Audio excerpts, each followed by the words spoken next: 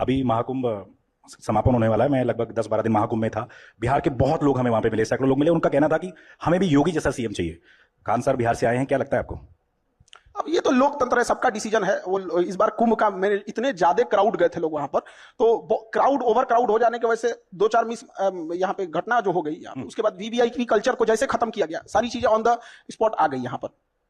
तो अपना वहां का मैनेजमेंट है और हर स्टेट का अपना अपना अलग मैनेजमेंट है। अब जैसे कोई जरूरी नहीं कि सब जगह का एक ही जैसा हो जाएगी, लेकिन ये चीज है कि योगी जी में जो स्टिक ऑफ लॉ है कि भाई अगर गड़बड़ी करेंगे तो भाई मीडिया रहे चाहे कुछ रहे, कुछ भी हो सकता है। तो ये वाला चीज ना लोगों को थोड़ा सा प्रभावित जरूर करता है। लॉ एंड ऑर्डर पे जो आप कह रहे हो काम बिल्कुल, लॉ एंड ऑर्डर तो जरूरी है ना। किसी को अब डर ही लगने लगेगा तो काम कहां से कर पाएगा। सिक्योरिटी बहुत जरूरी है, रेलवे इंफ्रास्ट्रक्चर बहुत जरूरी। हम लोग क्या देखते हैं, अगर कोई इंसान बीमार पड़ा है तो क्या चेक करते हैं? उसका ब्लड टेस्ट कर लिए, यूरिन टेस्ट कर दिए, ईसीजी कर दिए, तभी ना आदमी पता करता है कि इसको क्या प्रॉब्लम है। किसी स्टेट को देखना है, लॉ एंड ऑर्डर देख लीजिए, पुलिस कितनी हेल्पफुल है, सड़कें कितनी अच्छी हैं। अब जैसे कहते हैं लोग कौन सा राज्य विकास होगा? जिस राज्य में आप 1 घंटे में 100 किलोमीटर डिस्टेंस नहीं तय कर सकते हैं, कभी विकास नहीं होगा उस जगह का। अब चाहे जितना चिल्लाते रहिए, आपको क्या लगता है साइकिल से विकास करने वाले एंटरप्रेन्योर घूमेंगे? बिल गेट्स आएगा टेम्पू पे बैठ के। बहुत बढ़िया। चलिए, क्योंकि जनता की पुरजोर मांग थी कि रैपिड फायर भी किया जाए खान सर से, क्योंकि इनकी बातें जो हैं किसी को बोर नहीं कर सकते, भले 1 घंटा बोलते रहे। बिहार में कुछ महीनों में चुनाव है, अगला सीएम किसको देखते हैं, नीतीश, तेजस्वी या प्रशांत किशोर? देखिए, ये पॉलिटिकल क्वेश्चन आप हम लोग से काहे पूछते हैं? ये मेरे देखने से, अपने से सोच के देखिए, मेरा देखने से कोई सीएम नहीं बन सकता। मेरा एक इंडिविजुअल सिंगल वोट है। इसको बदल देते हैं। सबसे पॉपुलर कौन आपको लगता है इन सब में? सबसे पॉपुलर या आपका फेवरेट नेता कौन है?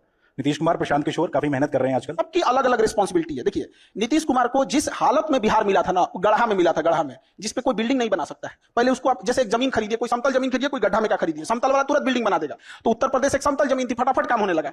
और बिहार गढ़ा में मिला था, तो उन्होंने इस इंफ्रास्ट्रक्चर, बिजली, लॉ एंड ऑर्डर, सोशल, इसको सुधारते सुधारते परेशान हो गए। लालू यादव को जब मिला था ना, तो ऐसा स्थिति में बिहार मिला था कि कुछ ऐसे जगह थे जहां पूरे गांव के बाहर 1-2 आदमी लाठी लेके खड़ा हो जाता था, कहता था कि तोरा वोट डालने नहीं जाना है, पूरा गांव अंदर आ जाता था। वो इंसान इंटरप्रेन्योर से देखेंगे तो हर इंसान का चैलेंज अलग अलग है।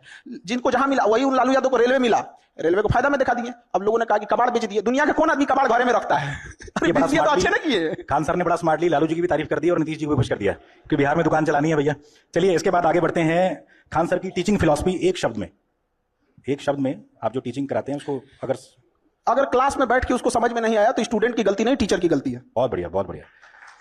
अच्छा, चूंकि आपने कई दोस्तों का नाम लिया अपना शुरू में, लड़कपन के दिनों में कोई याद आपको, कोई याद हो कि भैया ये किया था, वो किया था? हर किसी ने कुछ ना कुछ किया रहता है। बचपन में तो हम लोग के टाइम पे मोबाइल था नहीं, तो दिन भर तो आदमी बदमाशी करता था उसमें। अब याद के डेली एक नया नया कहानी रहता था बचपन में, कौन ध्यान रहता है इतना? मतलब बचपन में तो हमको लगता है कि जिस आंधी में मौसम विभाग चेतावनी जारी करता था कि घर से ना निकलिए, उस आंधी में हम लोग टिकोरा बीनने जाते थे। आम का जो छोटा वाला आम होता है ना, उसको टिकोरा बोला जाता है हमारे यहाँ, तो उसमें हम लोग तो बचपन में तो आदमी बदमाशी करते रहता था। अच्छा, आप टीचर ना होते तो क्या होते?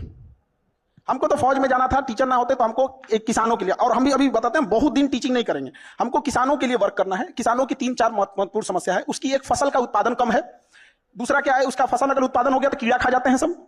और उस तीसरा क्या है कि अगर नहीं खाया तो बेचने जाएगा तो उसके फसल की सेल्फ लाइफ कम होती है, तो कोल्ड चेन नेटवर्क नहीं है। उसको अगर शाम में अपनी सब्जी बेचने गया है तो शाम 4 बजे तक ही उसको अच्छा भाव मिलेगा।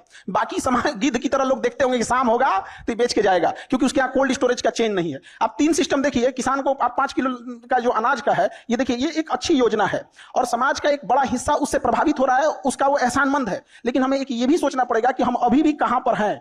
तो उनका योजना में हम संदेह नहीं कर रहे हैं, बहुत अच्छी योजना है, लेकिन ये जो 3 चीज है किसानों के लिए, एक किसान को बताइए अगर मेहनत से उत्पादन किया, हमारे यहाँ समस्तीपुर एक जगह है, वहां गोभी उत्पादन हुआ, 1 रुपया किलो बिका गोभी, 1 रुपया, जबकि दुबई में बिक रहा था 250।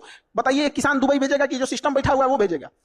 तो क्या मतलब बनता है? वो ट्रैक्टर चला दिया 1 रुपया किलो गोभी। अभी बहुत सारे लोग पूछेंगे, क्योंकि आप लोग दिल्ली में बैठे हैं, आप लोग को आइडिया नहीं लगेगा 1 रुपया किलो भी गोभी हो सकता है क्या? वहां ट्रैक्टर चला दिया समस्तीपुर में। तो बहुत समस्या, आप कभी उसके ऊपर देख के देखिए। इस देश में सबसे ज्यादा अगर किसी के पास कलेजा और बहादुर है सब ना, तो इस देश के किसान है सब। यहाँ हम लोग का ना एक मोबाइल छूट जाएगा ना तो अरे धक धक होने लगा, कहां मोबाइल छूट गया। वो 6 महीने तक अपनी फसल पूरे खेत में छोड़ के आता है, कभी आग लग जाता है, कभी कुछ हो जाता है, कभी कुछ हो जाता है, कोई उसको पूछने वाला नहीं होता। तो जब तक इस देश में किसान और महिलाओं का उत्थान नहीं करेंगे, कहां से आगे बढ़ेगा? आपने मोबाइल की बात की, देश के करोड़ों युवा जो रील पर सारा दिन फील करते रहते हैं, उनको क्या मैसेज देंगे? कितना टाइम वेस्ट कर रहे हैं अपना वो लोग? रील देखने से अच्छा है अपने काम की चीजें देखिए। अगर आपको 2 घंटा मोबाइल चलाना है तो 2 घंटा की जगह 3 घंटा चलाओ, लेकिन आप स्पेसिफिक देखो। अगर आपको कोई मूवी देखनी है तो मूवी देखो। ये रील का मतलब क्या हो गया? अजनबी से मिलते जा रहा है, उसको खुद नहीं पता है कि इसके नीचे क्या करके स्क्रॉल करके आएगा, तो वो उससे कोई उसका याद नहीं होगा। जितनी छोटी छोटी चीजों को हम देखेंगे, हमारी मेमोरी कमजोर होती जाएगी। तो ये इसके मेमोरी पे चीजों पे बहुत ज्यादा हो रहा है, क्योंकि रील देखने के बाद ना हम उसे रिकॉल नहीं कर पाते। मेमोरी तेज कैसे होता है? जब हम किसी चीजों को बार बार रिकॉल करते हैं। तो अगर उस रील की जगह मूवी भी देख लेगा ना, तो उसको रिकॉल आएगा, कोई डायलॉग याद आएगा, कोई इमोशनल सीन, कोई गाना, कुछ ना कुछ आ जाता है। रील में उसको कुछ नहीं याद आता है। आप ऐसे समझिए कि हमारा दिमाग कितना शॉर्ट कर दिया है ये सोशल मीडिया ने कि 20 सेकंड के रील पे भी ना ऊपर लिखा होता है वेट फॉर इंड। 20 सेकंड के रीलवा पे लिखा है इंड के लिए इंतजार करो। बाप रे बाप। अच्छा, काफी लोगों का सवाल था कि हजारों स्टूडेंट्स आपसे करंट अफेयर पढ़ते हैं, खान सर अपडेट होने के लिए क्या क्या पढ़ते हैं? वो कोई एक सोर्स से हम लोग नहीं पढ़ सकते हैं, कहीं कहीं जहां जहां से मिल जाता है आदमी वहां से उठा के पढ़ लिया। जैसे अमेरिका के बारे में पढ़ना है तो हम इंडियन न्यूज को पढ़ेंगे तो इंडियन एस्पेक्ट्स में दिखाएगा, बट वही अगर हम गार्जियन न्यूयॉर्क टाइम्स देख लेंगे तो वहां के हिसाब से दिखाएगा। और धीरे धीरे चीजें आदत हो जाती है। न्यूज में होता क्या चीज है, मतलब एक मेन चीज होती है, उसको घुमा फिरा के होते रहता है। अच्छा, कोई एक चीज जो आपको लगता है आज के स्टूडेंट्स को पता होनी ही चाहिए, कोई एक चीज? बहुत चीज पता होना चाहिए। एक चीज से क्या चीज हो जाएगा उसका, लेकिन हाँ एक चीज मतलब हम ये जरूर कहेंगे कि जो स्टूडेंट के अंदर ये चीज होती है ना कि हम इसको बाद में पढ़ लेंगे, बाद में रिवीजन कर लेंगे, हम अच्छे से इसे फेयर कर लेंगे, टाइम टेबल बना देंगे, इस सबको बहुत दिक्कत होने वाला आगे जाके। अभी नहीं तो कभी नहीं है। जो आज करेगा वही कर सकता है, और बहुत परफेक्ट के चक्कर में नहीं पड़िएगा। स्टूडेंट सबको देखते हैं एक बार फेयर करेंगे, एक बार रफ कुछ नहीं मिला, पढ़ना चालू करो, चाहे जैसे भी। टेबल सजाएगा, पानी बोतल रखेगा, फिर उसको पानी पिएगा, नमकीन खाएगा, पढ़ने से पहले फिर वॉशरूम जाएगा, फिर पानी पिएगा, पगला के बैठ जहां पढ़ना है पढ़ वहीं पे। अच्छा, कोई आप स्टूडेंट्स की बात कर रहे हैं, सबसे अतरंगी सवाल जो किसी स्टूडेंट ने आज तक आपसे पूछा हो, कुछ याद हो आपको कि किस्सा किसी स्टूडेंट का सवाल? डेली 2-4 अतरंगी आते ही रहता है सब यहाँ पे। एक बार हम ज्योग्राफी पढ़ा रहे थे, नर्मदा नदी, गंगा नदी, तो एक स्टूडेंट आया, कहा कि सर ये नर्मदा नदी 2 नदी है क्या? हम कहे नहीं तो, सर नाम देखिए ना, नर और मादा। हम कह रहे भाई साहब तू पागल कर देगा हम लोग को। अभी 1-2 दिन पहले तो हमेशा कुछ ना कुछ इस टाइप का आते रहेंगे। अच्छा, खान सर सबको डर लगता है, आपका सबसे बड़ा डर क्या है? किसी चीज से डर लगता है खान सर को? अलग अलग फील्ड में डर होता है, जैसे एक कोई चीज का डर नहीं होता। जैसे मान के चलिए एजुकेशन में एक चीज का ये लगता है कि जिस हिसाब से धांधली हो रही है, सीटों का कहां से कहां सीट कौन किसको बेच दिया जाएगा, तो डर इस बात का लगता है कि उन बच्चों का क्या होगा। हम तो यहां लड़ते रह गए कि भाई वो होगा, अब यहाँ पे जिसको कंट्रोल करना है वो कंट्रोल ही नहीं कर रहा है। हम तो इसी भरोसे बैठे हैं कि बीपीएससी हो जाए, यूपीएससी हो जाए, एसएससी हो, रेलवे हो, एनटीए हो, ये सीटों को रिजर्व रखे, मजबूती से रखे, और हम बच्चों को पढ़ाएंगे और ये लोग करेंगे। अब पता चला हम यहाँ बच्चों को पढ़ाते हैं, इधर धांधी हो जाते, मैं किसके लिए सजू, मेरा पिया आनर है। अच्छा, 10 साल बाद खान सर, तालियां बज रही हैं अभी, अच्छा 10 साल बाद खान सर खुद को कहां देखते हैं? क्या क्या सपना है आपका जो आप सच करना चाहते हैं?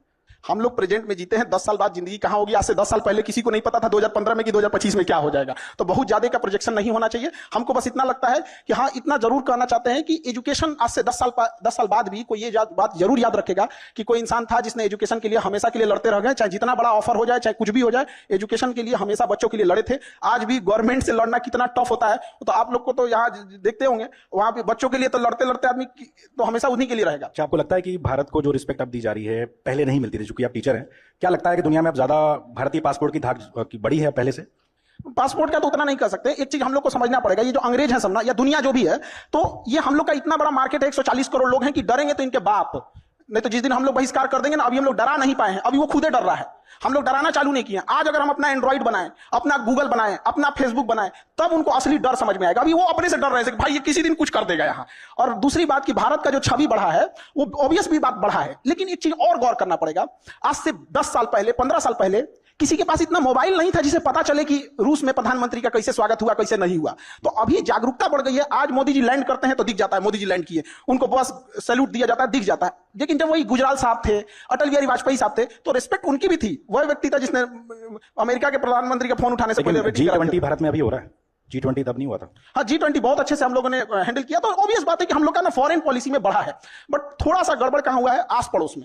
आस पड़ोस में ये गड़बड़ हो गया ना कि हम लोग की छवि अलग टाइप की बनती गई है। तो जैसे बांग्लादेश, श्रीलंका, मालदीव, नेपाल, इलायची दाना बराबर देश हम लोग को, मतलब श्रीलंका वो जिसके पास वो अपना जहाज नहीं था, वो मालदीव के पास अपना जहाज नहीं था, उसके प्रधानमंत्री को आने के बहुत धमकी दे रहा है हम लोग को। तो ये चीजें नहीं होनी चाहिए। अभी जो में माफी भी मांग लिया उन्होंने, तो ये तो पूरा बर्बाद करके मारा। ये तो हम देश की बात कर रहे हैं। छोटे छोटे शहरों से भारत की ऐसा टैलेंट निकलता रहा है, भले वो महेंद्र सिंह धोनी हो, इस तरह के तमाम लोग, खान सर भी। तो आपको क्या लगता है जो छोटे छोटे शहरों में ऐसा रॉ टैलेंट हमारा बैठा हुआ है, उसको क्या मोटिवेशन देंगे, क्या बताना चाहेंगे कि भैया लगे रहो, कामयाबी मिलेगी? हर शहर में ऐसे लोग हैं। अब थोड़ा सा क्या होता है ना कि इंडिया में जो इंसान सक्सेस हो जाता है, लोगों को लगता है ये बहुत अलग किया होगा। एक आध नंबर से या थोड़े मोड़े चीजों से अगर चूक जाता है तो लोग इंडिया में ना उसको थोड़ा भी रिस्पेक्ट नहीं देते हैं। ये बहुत खराब लगता है। कोई कामयाब है तो इसका मतलब ये नहीं कि जो आपसे पीछे है वो आपके लायक नहीं है या आपसे कम जानता है। कभी कभी होता है कि मतलब उसके पीछे वाला बेटर उनसे ज्यादा बेटर जान रहा होता है। एक समय आएगा जब उसको भी लोग जानेंगे। तो थोड़ा बहुत वही कहते हैं कि लगे रहना चाहिए। कामयाबी एक दिन में नहीं मिलती है, लेकिन एक दिन तो जरूर मिलती है। चलिए, बिहार में चुनाव है और लोगों को जैसे पता लगा कि आपसे हम मिलने वाले, तो उन्होंने पूछा जरूर था हमसे कि आपको क्या लगता है प्रशांत किशोर जिस तरीके से गांव गांव जाकर मेहनत कर रहे हैं, मेहनत रंग लाएगी? भले सरकार ना बना पाए, आपको क्या लगता है कैसा काम कर रहे हैं प्रशांत किशोर? लोगों को जागरूक करना ये बहुत अच्छी चीज है। और एक व्यक्ति ने इतना हिम्मत दिखाया जो गांव गांव जाके पैदल चल रहा है। हम तो कहते हैं जागरूक ना करके कोई पैदलों चल के देखे कितना टफ होता है, गर्मी बरसात ठंडा। और क्या सिखा रहे हैं वो, लोगों को क्या कह रहे हैं, शिक्षा पे ध्यान दो, स्किल्ड पे ध्यान दो, यही सब चीज। ऐसा थोड़ी कर रहे हैं कि मतलब कोई गलत चीज सिखा रहे हैं, तो लोगों को जागरूक कर रहे हैं, बहुत अच्छा काम कर रहे हैं। उनको नतीजों में भी देखने को मिलेगा, उनको जरूर।